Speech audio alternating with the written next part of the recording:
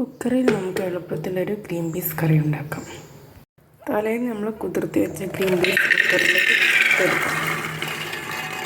അതിലേക്ക് ആവശ്യമായ ഇൻഗ്രീഡിയൻസ് പച്ചമുളക്, തക്കാളി.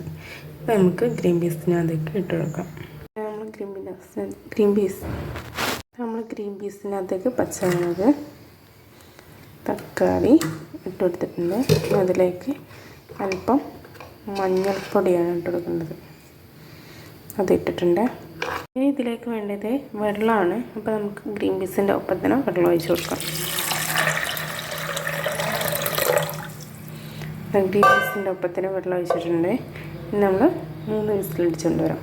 കുക്കർ 3 വിസിലടിക്കുമ്പോഴേക്കും നമുക്ക് തേങ്ങ ചേർക്കാം. പീസ് കറിയിലേക്കുള്ള ആവശ്യമായ തേങ്ങ ചിരവിയിട്ടുണ്ട്. നമുക്ക് ജാറിലേക്ക് ഇട്ട് തേങ്ങ അരച്ചുകൊണ്ട് വരാവേ.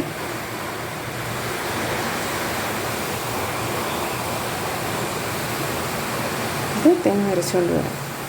ചെറിയ ഉള്ളി ഉള്ളവർക്ക് ചെറിയ ഉള്ളി ഇടാം കേട്ടോ. തേങ്ങ നമ്മൾ ജാറിലേക്കിട്ട് അതിലേക്ക് കുറച്ച് വെള്ളം ഒഴിച്ച് കൊടുക്കാം. വെള്ളം ഒഴിച്ചിട്ടുണ്ട്. ഇനി നമുക്ക് അരച്ചുകൊണ്ട് വരാം.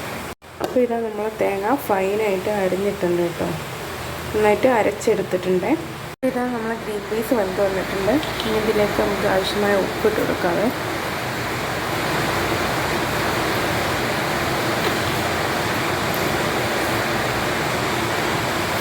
അതിലേക്ക് അരച്ച് വെച്ച തേങ്ങ ഒഴിച്ച് കൊടുത്തിട്ടുണ്ട്.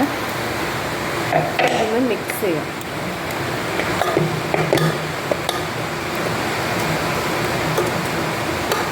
ഇതൊന്ന് നമുക്ക് തിളപ്പിച്ച് എടുത്തുകൊണ്ട് വരാം.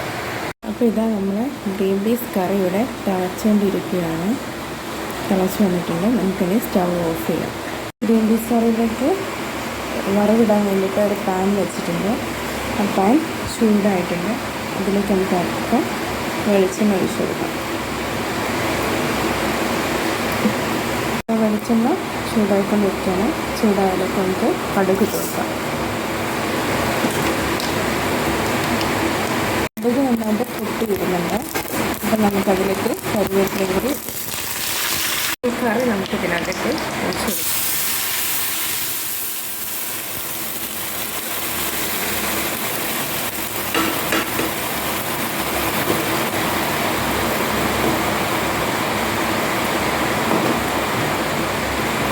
ഇതൊന്ന് തിളച്ചോട്ടെ. ഇതാണ് നമ്മളെ ഗ്രീൻ പീസ് കറി. ഗ്രീൻ പീസ് കറി ഇവിടെ റെഡിയായി.